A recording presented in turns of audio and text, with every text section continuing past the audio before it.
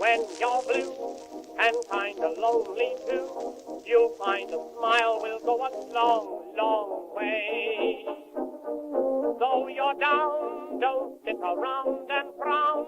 A little smile will go a long, long way.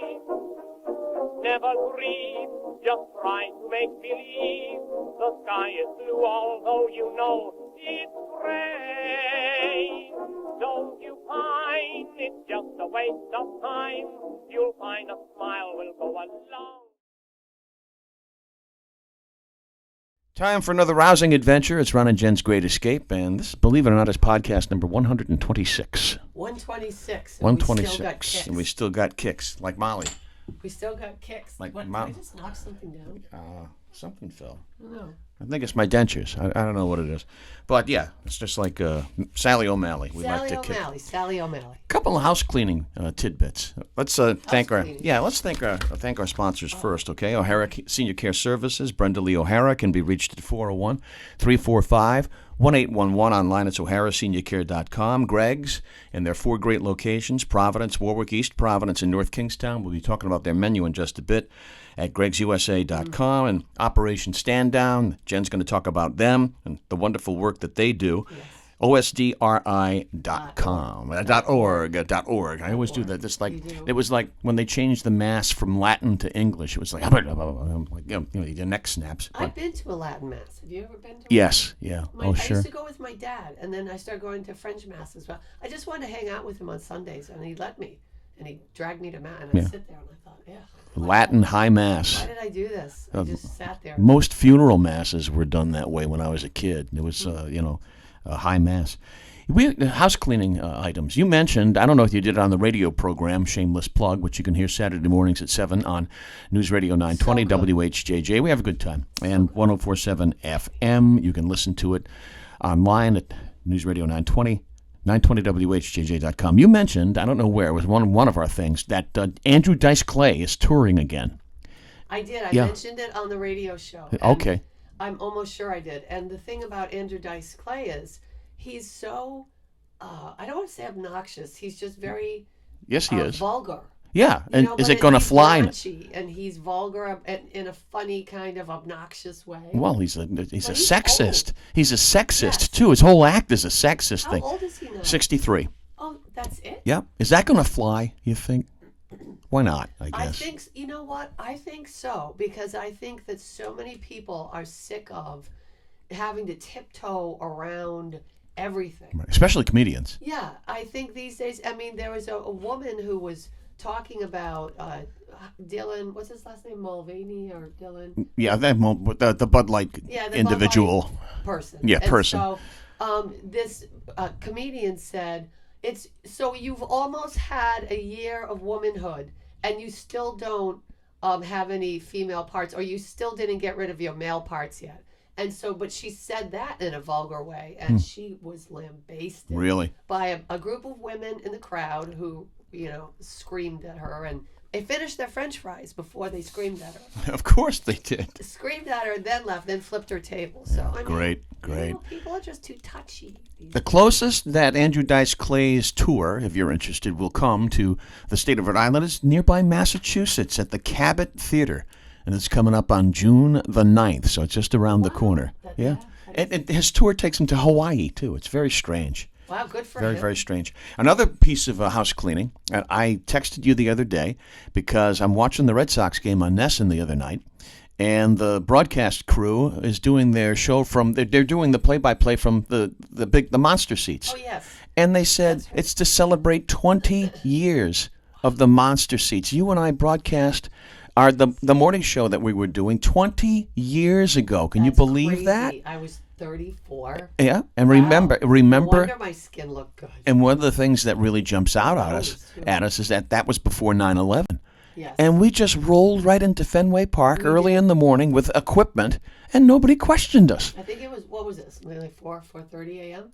Earlier than that. I think it was like 4. There. We just literally walked in and walked up to the monster. We set up, and as the sun was rising, we did our morning show. Mm-hmm. It was fun. And then it was fun. And then we got a grand tour. And the thing is, I have pictures. I thought I made you a disc, or you've been asking me for a disc. Yeah. For years and years. I have the disc. It's just packed away somewhere. All right, but we have some great pictures of broadcast. And I'll find after at least one. after the broadcast, we got an on-field tour. Oh my gosh. We got to sit in the dugout. Think about that. Babe Ruth, Ted Williams, Carl Yastrzemski sat in that dugout. Then we got to go into the bullpen. We went into the Green Monster where they have the scoreboard. You took a picture of me. Yeah. Tiny little Yeah, Jen. yeah. In front of the big green monster. Amazing. What I a was just sitting there like a geek. talk about once in a lifetime Yeah. experience. And so We and, did and some really cool. we did. Can I swear on the podcast? Absolutely. We did some cool shit. We did. We and really did. and the night before that, we had tickets to sit in the monster seats. And during batting practice, you got a ball, didn't you? Bob Lobel gave you a ball. Bell, just one-handed. Yep. Here it comes. I don't know who hit it, but here he just Yep. grabs it, looks at me, and hands it Yeah, to me. it was great. It was so cool. Manny Ramirez, we got to see him Yeah, play. yeah, and we also saw Pedro that night. Pedro pitched, I think, a 1 or 2 hitter against Tampa Bay. So, Crazy. yeah, great memories, great And we memories. stayed at the Howard Johnsons when they still had hotels. That's right. Orange juice. I was actually afraid in my little room by myself. Yeah, that place was kind of a dump, but Yeah, it was. It was that's- kind of seedy. And that's- I was waiting, for someone to come in like that guy, that hotel manager, and suck my toes. remember, straight into the microphone, okay? I'm trying. We don't want to have any issues. No. No. I All have right, enough. now for the news of the day. What do we got? I'm anxious to hear your reaction to this. Did you hear what Ron DeSantis' slogan is? His campaign slogan? I did not hear that. Make America Florida. Is that a good thing? No, that's an awful slogan. Make is- America That Florida? is an awful. The thing about Ron DeSantis, and it's funny. I can't quite put my finger on what's to say negative about him or what's wrong, because you could be obnoxious and say everything's wrong if you don't like him and if you love him. But I don't think he's got political savvy yet. I think that the reason why things are working in Florida is because he doesn't give a crap and he just does what he thinks is right. And I applaud that. I think it's working in some ways and it's good. But just like I said about Donald Trump, you have to learn how to play the game, a little bit anyway. And I was honestly stunned that his wife said, this first campaign stop or this, announcing that my husband is running, this is our date night. This is like a date night. What does that even mean? Not a lot of romance in their relationship, No, but I guess, mean, huh? What? So you're equating running for president with something as, just a date night? A date night. I don't know. I think there's so much at stake, and to say that, I was just shocked. I don't know. I just don't think they're politically savvy, and Make America Florida sucks. That's a terrible slogan. It just sucks. Do yourself a big favor, and if you got to find it somewhere. Maybe they're going to repeat it, but the History Channel's 3-part series on FDR was unbelievable. So good. Incredibly Yes. well done. Yep. Just incredibly well I done. watched So it twice. It was so good. yeah. So check it out. I really hope you will check it out. Question for you before we turn to Jen's news. Anything. Why are we so obsessed with Joe Biden falling down? It's not like it's setting precedent. A lot of political leaders have fallen down during their reign or their time in office. Yes. Why? Was it like a car accident? You got a rubberneck. You got to look at it. No, I think that for me anyway, knowing that Joe Biden is not all there. No, we know because he's come right out and said, well, I can't say that, or they told me I can't answer that question, or so on and so forth. And when he's shaking hands with the air and he doesn't know where to go. So, they're propping him up. They're telling him what to say. And, he's not dumb, but he's not right. There's something, Grandpa is getting on in the years. Gerald Ford fell down, and it became, fodder for Saturday Night Live and Chevy Chase. Did you see, though, he whacked his head on Air Force One? Yeah, on the helicopter. The same day. The same day. Right after the incident. What was not, this is wrong. I was going to say, what was great about the fall? There was nothing great about the fall. No. Because he could have gotten seriously hurt. Right.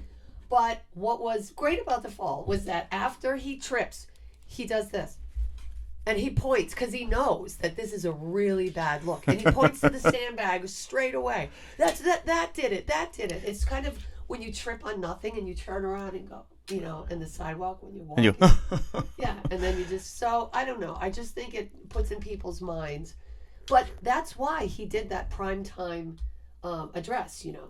of It course, wasn't because it's to of get his- that out of the headlines. That's a page out of Trump's book. Yes, it was no debt ceiling Right. discussion because that was just a political ad. It was, look, I can do this. I can speak to gazillions of people. I can get this message out, and I'm not that bumbling fool that you all saw. So it kind of worked. He looked good on that. He looked okay, I and mean, you yeah, know he what? looked good enough. I guarantee you, a lot of that is going to be extracted for his campaign, for sound bites to video bites, where he can say, look, we reached across the aisle, we made it work, blah, blah, blah, this is my accomplishment. And he thanked both parties for coming to an agreement on and then the stock market pops 700 points. So that's going to be fodder, I think, for his campaign. But as far as falling down, I think it's safe to say when the mighty fall, we just can't look away.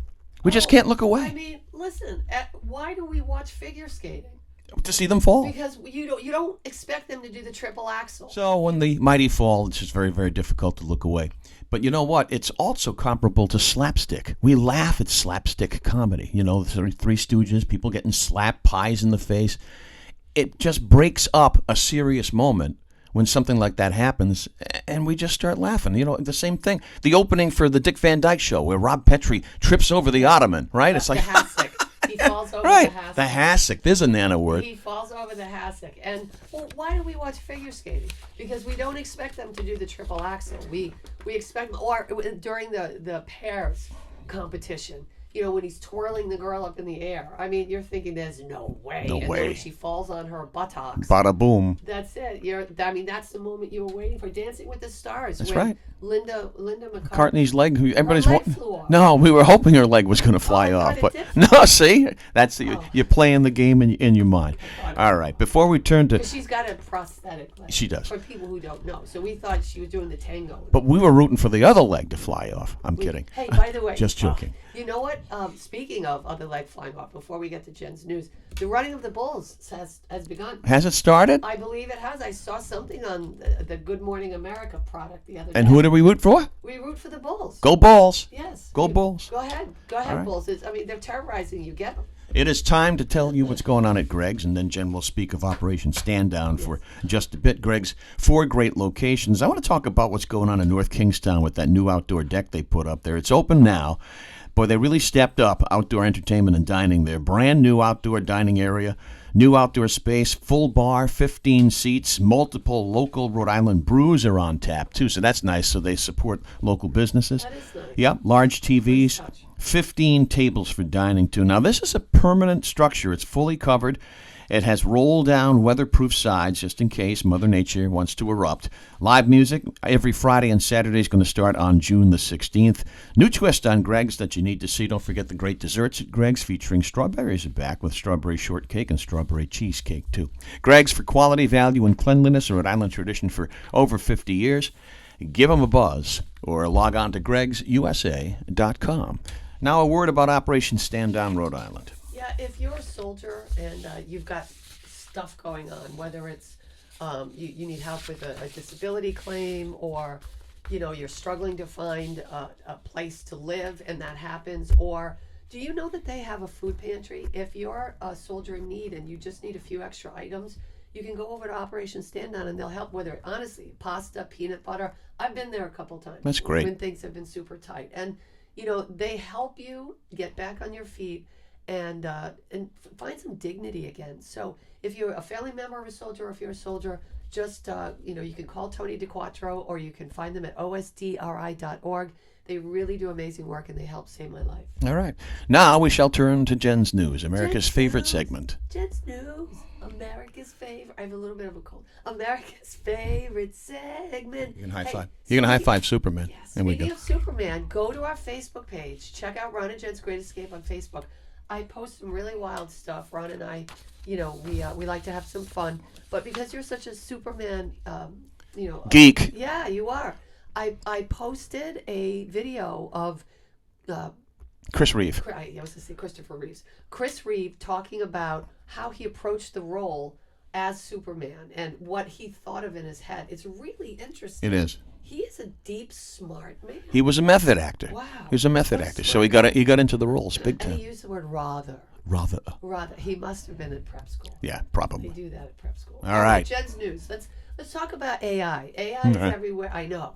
AI is everywhere. Have you heard this story yet? AI? Well, no, I'm not even going to do that one. AI, yes. Experts are warning that AI raises the risk of extinction. I saw that. Can we just talk about this for a second? A group of high-level scientists and tech leaders signed off on a new warning about artificial intelligence, saying the advancement could threaten the existence of the human race. This is no joke. This is dead serious. This statement was just 21 words long, and the group said that was on purpose. The statement was designed to be the one wide range of scientists who might not agree on more specific warnings. The full statement, signed by hundreds of leaders, was this, quote, mitigating the risk of extinction from AI should be a global priority alongside other societal scale risks such as pandemics and nuclear war. Rent Terminator. Rent Terminator. Yeah. That's what it's all about. I'm telling you, people, if you know, so many people, I don't know about AI. It's no big deal. I don't care. You should. You should. Because these things get smarter and smarter and smarter, and then they will turn on us when they realize how horrible we are as a race. We really are. I mean, I hate to say that. That's why we love We dogs. consume and devour. I mean, We love dogs. Yes, we do. Another AI story. AI-controlled attack drone turns on operator and kills them in simulation. Oh, man. Yes. The chief of an AI test and operations for the Air Force revealed to a conference that during an AI simulation test, the AI that had been trained to get points for killing simulated targets decided that his human operator was saying no too many times and decided to kill the human instead. Nah. Yeah, so just, well, and in lighter fare in Jen's. Yes, this is supposed to be the Great Escape. It is, but, well, that is kind of an escape. Yeah, we're helping people to escape That AI. was gross. Did you just hear I that? heard that. I It's tried to not cover it up. great.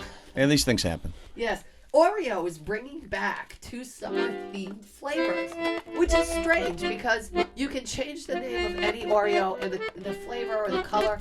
They all taste the same. It's like Taco Bell. Or honeydew. I don't know. One of the best things about Oreos is that they're continually introducing new flavors. After 8 years, the summer-themed cotton candy Oreos are returning. Ooh. How about golden Oreo cookies? They're returning. What else? And S'moreo is returning. S'moreo. Yeah, it's like a s'more. All right. And then finally, what do I have? One last thing. All right, one last On a thing. happy note. Entenmann's is launching a new line of ice cream sandwiches. I thought they only made pastry. Well, I guess not. We Okay. like ice cream. So some of the flavors, how about this brownie cookie, salted caramel, chocolate chip cookie, glazed cookie donut, that interests me, and chocolatey glazed cookie donut, salted caramel. Entenmann's ice cream sandwiches are now at Walmart locations across America. Outstanding. And here's Hazel. Hazel's here. We'll end it on this note, a question for you, as we are well into wedding season. It's wedding season across the fruited plain. You're not supposed to wear red to a wedding. Did you know that? I didn't know that. Who I said just that? stumbled upon this.